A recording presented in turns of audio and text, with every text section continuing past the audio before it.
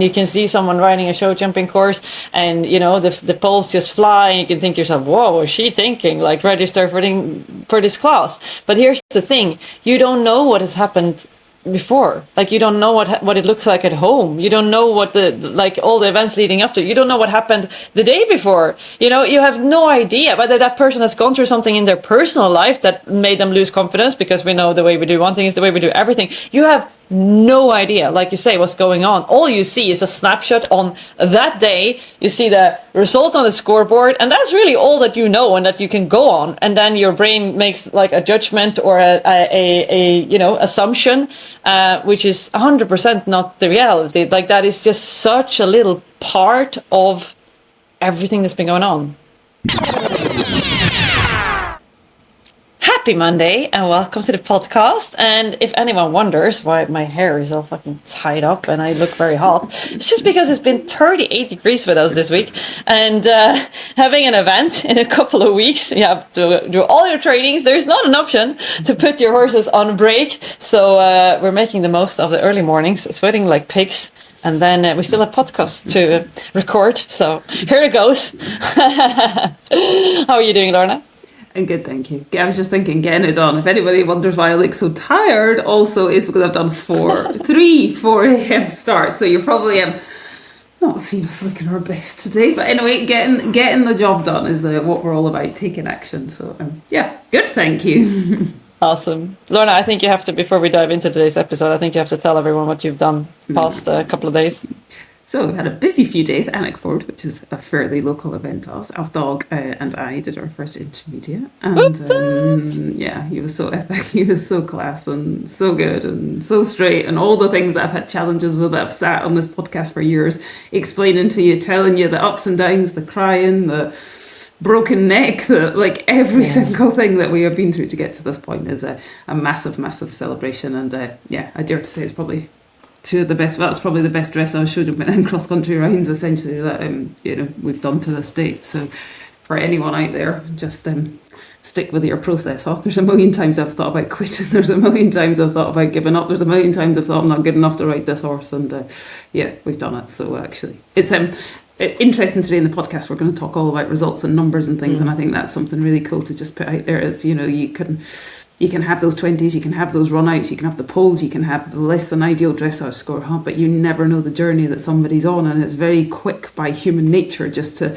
judge what you see on a piece of paper. You know, we love that. Our brain loves to make things black and white and simple, but actually there's a whole story that we don't know about people and their horses and the journey that they've been on. So I think it's a really good reminder to us all that it's your journey, and it's your process, and you're in it for your own reasons, and it takes as long as it takes to get to the point that you get to. Yeah. So that said, first of all, congratulations yet again. Thank you. Thanks. Massive well done. Yeah, what we're going to talk about is this thing, like when you get a little bit too focused on results, what happens with your riding versus what happens if you can stay committed to the process, your learning, growth, and actually throw results all out the window. And funny thing is, no surprise, then when you do that, when you manage to do that, because let's be honest, it's easier said than done, but when you manage to do that, actually the results start to show up by themselves. Yeah. I think this is really cool. Obviously, it's quite apt having the weekend that I've had, but I think it's such a cool topic to talk about, because by human nature we love to measure things, and you know, you can look through. It's not just your own results, like if you're in those classes, whatever you're in, of course you're gonna compare, You're gonna compare your dressage scores. You're gonna compare if you had a run out. You're gonna compare how many people had a clear round, either show jumping, whether people got their MERs, whether people are qualified, they're not qualified. Our brain loves to do that, but riding is not that simple. You know, we're always looking for, I guess, cues of safety, like, oh, my dressage was better than theirs, or I was one of the 3 clear rounds, or, you know, I got inside the time cross country, because they're little cues of safety, essentially. Oh, guess what? Like, we're good enough that we can be doing this. And that helps, you know, through evolution, I guess that's helped us survive. But riding ain't that simple. It's definitely not that simple. No, 100%. And if this is the first episode, before we dive in, if this is the first episode that you are listening to for this podcast, then don't forget to press the follow button. And if you've been around for a while and you're hungry for more, then you can sign up to our weekly hacks. You do that on mindic.eu/weekly hacks. And if you've been around for quite some time, maybe you're on our weekly hacks list already, and you're like, I still love this, then what I would recommend is that you apply for coaching with us, and you do so on mindic.eu/coaching. If you're loving those podcasts and you feel I'm getting so much out of them, just imagine how much you can actually get out of working one-on-one or in a group or in our community. So if you've been around for a while, then I would advise you to apply for it. Hop on a call with Lorna and just speak through a couple of things, see how you can use this mental coaching to actually get to your goals, your results, without focusing on them. And that's where the challenge lies. And all that said, let's dive in, Lorna. We started talking a little bit before we started recording today about how, oftentimes when we focus on the results, and we were talking about Lyon, this World Championships for event horses, how I, like last year, I was actually trying hard to get those qualifications, right? And I rode three stars, and not a single time I got the qualification. Not a single time. And the funny thing happened, and I only realized, because this was last year, but I only realized now, actually, as we were talking about it, I don't know if it was coincidence, and probably it wasn't, because there's no such thing as coincidence, but the moment that the deadline has passed, the Lyon had already happened. The 4 3-stars that I've ridden since then, I've gotten that MER every single time. Without trying, because there was no trying anymore. I didn't have anything to gain anymore. It didn't really matter anymore. It was all of a sudden all about learning, just progressing, teaching my horse, teaching myself, gaining experience. That was the only thing that counted, and automatically those MERs started falling in.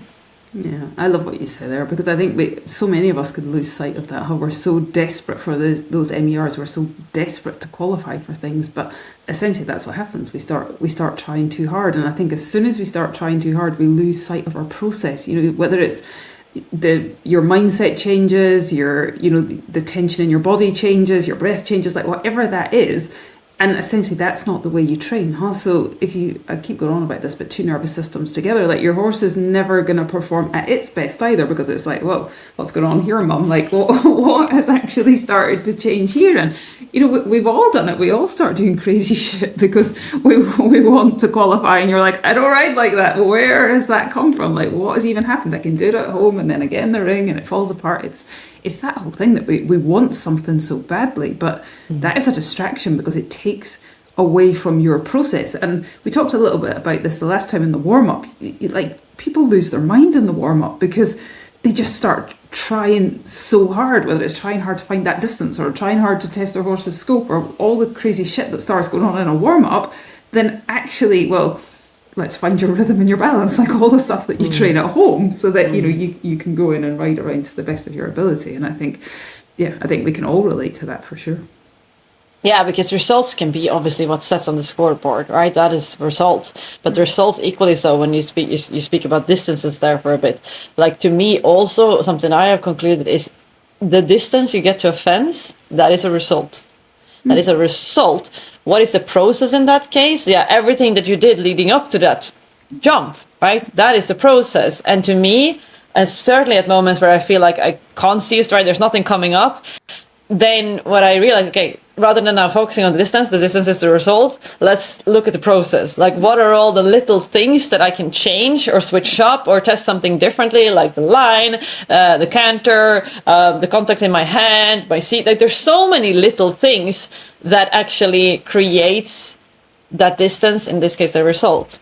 Yeah, and I think you have to be present enough. You have to have enough awareness to actually realise that is the thing, rather than just like, oh my god, this warm-up is shit, it's falling apart, like, I'm no good, it's, I've got to get in there and I want to jump that clear round, or whatever that looks like. And actually, one of the cool things my friend Hannah said yesterday, she's like, you've nailed this warm-up. She's helped me warm up twice. And I think it's exactly what you're saying. What is that process? Well, the fences are bigger, so you're going to have to pull your finger out here and like not be messing around. And you absolutely need that big canter and commit to that big canter, because I know if I do that, every single distance will be there for sure. Mm-hmm. And it's that whole thing, huh? So if I can get myself into that in the warm-up, then when I go in the ring, my only focus is that big canter. Like, look where I'm going in that big canter. And, if as long as I don't lose my mind, essentially, something is going to come up, but I just have to trust myself to forget everything else and just focus on those two things. But that's easier said than done. Yeah, it is easier said than done, because here's the thing: we can sit there all day long and we can say like, okay, the best way to perform well is not to focus on results. Don't lose your mind, and more than anything, don't focus on the results. Like that is all good and well in the theory, but I think we all know, like even me, like as I said, like even knowing all this stuff, somehow I can look back now and I can see. Again, it's not a coincidence that once Leon was out the window that I all of a sudden rode MERs one after the other. Okay, there's been growth in there and there's been lessons learned, and of course all those 3-star that I did before, but I didn't have the MERs that has led me to be able to do what I did. But I also believe 100% that the fact that I wanted to get those qualifications played a role, right? So even me knowing this in theory, like being able to do that in reality, to remove that result focus and start to focus on, it's not an easy thing to do, right? But I also think this is part of the process is, yes, you can be ready, as in ready in your training to this, but you also have to be ready in your mind to do it as well. And I think about, my step up just now. It's my ability to now commit and make a decision, It's now that trust in our partnership that I can actually do that. And yes, we can chase results all day long, and you can get those MERs, you can get those qualifying scores. But I also think there becomes the question: are you ready? Like you can get an MER and you think, yes, I've qualified, like I'm going to go and do it. But then, are you really ready? It's not just your training. I honestly, and I know you agree, that 100% your mindset has to be in the right place to go out there and give it the best shot that you can. And I think you mentioned something really earlier about your nerves as well, Like nerves are great, they're adrenaline in your body, but your mind has to be enough on point that you can actually manage those nerves and then still ride to the best of your ability. Because otherwise, if they take over, that's again when we all start doing stupid shit and get lost in some other little world that we go into. So I think there's so many components that you don't see when you just look at somebody's score. Like you don't know the journey, and you don't know the story behind them or their horse either. No, and you only see what happens there then on the day, and you can, and you can see someone riding a show jumping course, and the poles just fly, and you can think to yourself, "Whoa, what is she thinking? Like register for this class." But here's the thing: you don't know what has happened before. Like you don't know what it looks like at home. You don't know what all the events leading up to. You don't know what happened the day before. You have no idea whether that person has gone through something in their personal life that made them lose confidence, because we know the way we do one thing is the way we do everything. You have no idea, like you say, what's going on. All you see is a snapshot on that day. You see the result on the scoreboard, and that's really all that you know and that you can go on. And then your brain makes like a judgment or a assumption, which is 100% not the reality. Like that is just such a little part of everything that's been going on. Yeah. And I think even, when we see or we judge that people are doing well, because again, they're, same thing there. Leaderboard, you don't know the work that somebody's put into that. You don't know the journey that somebody's been on. You don't know the early mornings, like you talk about, you get up because it's hot, like the fitness work, the rehab work, because horses have been injured, the money, the saddlers, like the physios, every single thing that actually goes into, that one little number essentially that's at the end of a day where somebody has placed, in a section. Like you talked about this before, like, you do trainings, you lose a bit of confidence, you just do. There's so many things that go into this, the tears, the celebrations, the doubt that you have. Like it's such a journey. Like the results are literally that tip, the very tip of a huge, massive, invisible mountain that somebody has actually been on to even get anywhere near that. Yeah, 100%. And I think this just gets exaggerated with social media, because then also you tend to only see the good bits and you only see the good rounds, and you don't see all the struggles and the stops and the self-doubt and the going back and forth and not thinking you can do anything at all and having to go back all the way to start again. And like it is a challenge. Like I literally had someone tell me the other day, they were like, wow, you've made so much progress the last 3 years, and I have, and it's amazing. Right? But what? And then this person went, yeah, but you do have 2 really good horses. I'm like, yeah, that's true. I do have 2 awesome horses. But first of all, the first one I've gotten since she was 2 years old, and I've trained her all the way myself. And the other one I got when he was 4, and you would not have wanted to see that horse go when he was 4. It's like people don't see that. Like they see right now, those are 2 epic horses. Yes, 100%. But even those 2 epic horses have their moments. Like literally, like Echo, that is incredible cross country horse. I went training yesterday, and he had 4 runouts. Like it's a horse that usually just jumps whatever you put in front of his nose, and that's what people see, and that's what people think. And there's like, she's just freaking flying. They don't see that I go training and that I also sorry, now I'm swearing, but that I struggle and I have 4 runouts, and then I have to pick up the pieces together, and then I have to continue to believe in myself and ride a little bit more powerful and keep that outside rein on, and then we finally go through it. But it's like that piece of the puzzle. People don't see. People think it's like a straight trajectory, like, but it's not like that.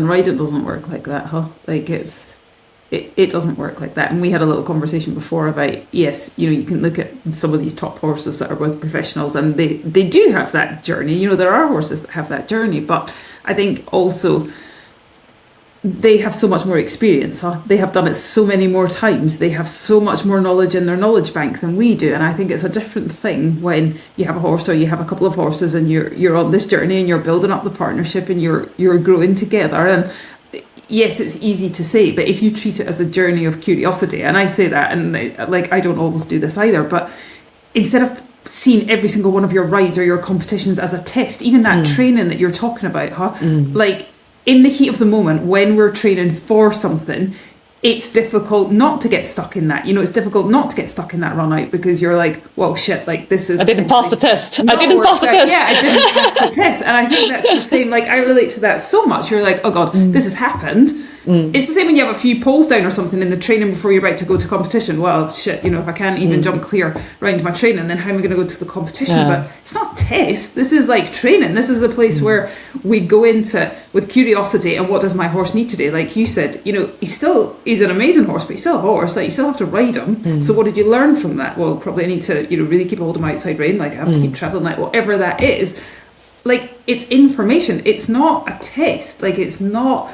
I have to pass the test before I can get to X, Y, and Z. And I think it's the same in our competitions, huh? But as soon as we see, I didn't get under 30, I had 2 poles down in the show jumping, I had a run out, I had a stop, I had however many time faults. Well, there is the test. Well, I failed it because the first top 10, they didn't have any of those problems that I seem to have had. But like, it's your journey, huh? Like, it's your journey of curiosity. Like, what does your horse need from you, and what have you learned from this experience? Yeah, 100%. And yesterday I was training with Karen Donkers, who has so much experience, has trained so many horses to 4-star. And then it's like, she also said it's like, I wouldn't worry too much about this, because this is probably exactly the training that you needed. Yeah. Like, this is training. Like, this is the playground. This is where you learn. And now you probably learned, or like you said, like the couple of tools that you need in your toolbox to actually go into that 4-star in 2 weeks. Like, this is exactly what you needed. Like, rather than being like, oh shit, I have 4 runouts. Oh, I absolutely am not ready to ride that 4-star. No, actually, the fact that I had those 4 runouts and I had to change a couple of things, and I had to ride more with my outside, and I had to focus a little bit more on that, and then we go through it. It's like, now I actually learned exactly what I needed to know to go into that 4-star. Yeah. And I think that's exactly how. Let's all become less obsessed with actually the mistakes that we're making and judging ourselves, and be more obsessed with actually learning from it and getting, better from it. And I know, there's a million other riders out there that become obsessed on making mistakes. Like, we add in all that judgment that we're not good enough and it shouldn't have happened. And how come 2 competitions ago it felt so smooth and it felt easy? But I think even when you talk about your training, my training's like, I went cross country this week. I had a run out cross country school, and I'm like, shit, where did that come from? Like, I've not had one of these, like, literally all season I've trained, and I'm like, it's not a robot, it's a horse, and like, you're pushing and you're challenging yourself, and when you're unsure, you can't sit there. Like, you need to commit, and you need to make a decision, and you're not always going to make the right decision, but you need to do something, and that is how you're going to get better. And actually, if I'm honest, that was a bit of a wake-up call for me, to be like, come on, like, ride the bloody horse. Like, it might be good, but you still need to ride, so come on. Yeah, 100%. And I think, now we're talking about tests and curiosity, and, and I think that is a tool that I'm using a lot of the time. Whenever I notice myself getting caught up in results, like I don't always notice. I didn't notice, I think, last season when this happened, right? But whenever you notice that, so as always, awareness is the first step. Awareness is the first step. Like, yeah. But notice that. And sometimes it is only when you get the results and you get the runners and you notice you're not getting your MERs, even though you're trying really hard, that can be a sign that you are getting caught up in the results. Like usually that is like, okay, so just ask yourself the question, am I now getting very caught up in the results, or how many poles that are falling, or what my dressage mark is? Mm-hmm. And then when you notice that, a really simple thing is to switch to curiosity. So like like we started in the beginning of this episode, we said it's impossible to not focus on results, because the more you tell yourself not to focus on the results, the more you will. Like that's how your brain works. It doesn't work with negations. Like it can't do that. But what you can though is to focus on something else. Like if you don't want to focus on that thing over here, then don't try to not focus on that thing, but try to focus on something else. Like choose another thing to focus on. And in this case, learning is an amazing tool. Like if I go into the competition today, what can I learn today? Like what experiment can I do? Like what if I were to test? The only goal for today, for this competition today, is to find out what happens if I sit up with my upper body in the landings of each fence.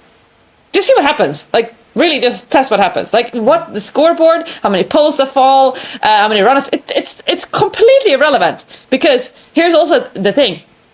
A test doesn't have to be like, you don't have to pass it. A good test is one where you just and that's why I like to call it experiment instead, because a test feels like it has to be successful, it has to be right. I think an experiment is more open. It's like we're just gonna experiment with something here. We're just gonna learn something. So what I want to learn today is what happens if I sit back with my upper body in the landing. I just want to see what happens. Like it's just an investigation. And then you have two options. You can learn that, actually, I got my horse back really easy between the fences and I didn't have to pull so much. Or you can be like, actually, I sat back, but then she came back too much, or I got out of balance, and it's just giving you information. I think all this starts in your training though, huh? Like if we step back to a couple of minutes ago when we said this, like you need to start experimenting in your training. Like 100%. Training is training, because it's a tough thing. I love what you're saying, but that's a tough thing to go to a competition and suddenly be like, I don't really care. I'm just going to experiment. Like for me, that comes from your training. Training is training. It's there to make mistakes. Mm-hmm. It's there to have run outs. It's there to have off distances. It's there to not be able to do stuff. Like that is the point in training. So let's embrace that, because if you start embracing that in training, then you really are so open-minded in your training to absorb all that information, then there's a bigger chance that you're then going to go to a competition with that same mindset. You're not just it's not a magic wand. Like you can listen to us all day long, but you're not suddenly going to go into a competition and have that different mindset, because I always say it's like going on holiday, and you open your suitcase and you want to pull out your pink shorts, but if you never train your mind, if you never pack your pink shorts, you can't just expect to pull it out when you suddenly get to a competition and be like, actually, I don't care about my results. I love that. Results do matter, of course they do. It's why we're all in it. We're all competitive. We want results, but we always say you don't get results by focusing on results. And the other thing I would just add in before I finish rambling is MERs, qualifications, being in the top 10. They don't make you a brilliant rider. Not qualifying, having a run out, a stop, a shit dressage score, whatever it wants to be, that also doesn't make you a bad rider. Like they're milestones in your training. Like these are not part of your identity. They're milestones that you can measure your progress, your own progress against. So I think we all need to let go of this. Yes, it's great to be in the top 10, of course it is, that's amazing, but that's a celebration of your process. Like that is actually your process that got you there, not your, I'm not saying you're not a brilliant rider, but you're not suddenly a bad rider because you haven't managed to do that on that day. No, and I think I love what you're saying there, because I think we can all put our hand up and say, okay, I got a clear round, but actually I didn't deserve it. Like, or an awesome dressage mark, but I didn't deserve it, because it doesn't necessarily, it can say something about, of course, the training and the process and the performance. It can say something about that, 100%, but it's not equal. No. It doesn't necessarily, and more than anything, I love what you also said, it doesn't say anything about the process, and it certainly doesn't say anything about your identity. No, and it's not good and bad, huh? Like, I hate those words. I really do hate good and bad. You're progressing. Like, that's what I would always say. Like, if you get yourself in the top 10, awesome. Like, you're progressing, you're learning, you're growing. Like, you are becoming a better rider. Like, whatever that looks like, that's great. That's a celebration. It's a huge celebration. And if it doesn't work out and something happens, well, you're also growing and getting a better rider. 100%, because like you're either pushing yourself to do something, or there's always learning and everything. And I can sit here all day long and say, you can learn from that. And sometimes it's not easy. I know that's not easy, but on reflection, there is always a reason why something has happened. Yeah, and if you pull it out, and then if you can look at that and see, like, okay, what am I supposed to learn from that? How am I supposed to grow from this? Yeah. What is it teaching me? And I think that is also where you switch from proving yourself, like proving something. It's a test and you have to prove that you're good enough or whatever. And you switch to focusing on improving. Yeah. And then it becomes all about not proving yourself for whatever reason, but improving yourself. And if improvement becomes the goal, then every single time you get on your horse, whether you have a run out or you have a pole or you have a stop, there's always growth in there. There's always growth in that. So in that sense, like every single thing that happens, it's a milestone. It's a stepping stone towards progressing. Yeah. Build your processor.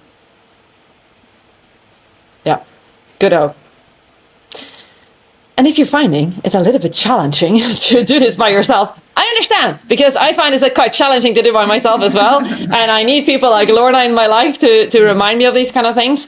And I told Lorna as well, I was putting together a PowerPoint presentation this morning. And just the fact that I'm doing that then helps me when I'm putting together a PowerPoint presentation about growth mindset. That helps me when I'm going into my training. And then I'm being like, actually, it's all about growth. It's never. And that helped me with those runners yesterday to just like reframe it and be actually, this is growth. This is great. This is growth. It doesn't mean that you're not ready. It's not, you don't have to prove yourself. It's growth, right? But you kind of need those kind of reminders in your life. Even I do. I think you need to consistently reframe as well. You can't just reframe every now and again and hope that suddenly your mindset is going to change and you have a growth mindset. Like, it is hard work to do it. Like, I always say that this is not easy stuff, but you have to do it consistently over and over and over again to find the learning in challenging situations, to find the learning in those challenging trainings, the tough dressage sessions, the whatever it is. You're not just going to be able to do it, pluck it out there every now and again and, hope for the best. It's consistent. It's again and again and again. And it will become easier, but it's not easy at the start. No. Yeah, 100%. And this is obviously part of the reason that we came up with the community that we have, the Mini community, because even with people that have followed coaching with us through one of our courses or a one-on-one take, like we see, like, they're all good as long as you're there and you're supporting them. But then the moment it kind of ends and you kind of left to your own devices, it kind of starts to water out, right? And that's why we have created a community to have that, kind of low threshold space where either you start out your journey or you kind of get those reminders after you've been doing like an intense course or a one-on-one take. Like, you have that just reminder every now and again. It's like, oh, that's right, reframe this. Oh, that's right, focus on growth.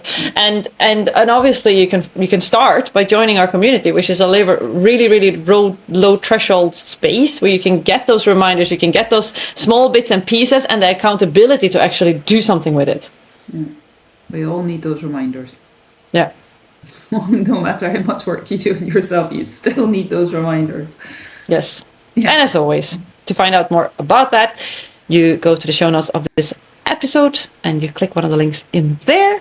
And that way we might see you on the inside. Anything else, Lorna? No, I think I've rambled quite enough. In that case, I'm just going to wish everyone an amazing day, and I'm going to challenge you to start making strides in your mindset so you can truly make strides in your riding, and we will see you on the next Magical Monday.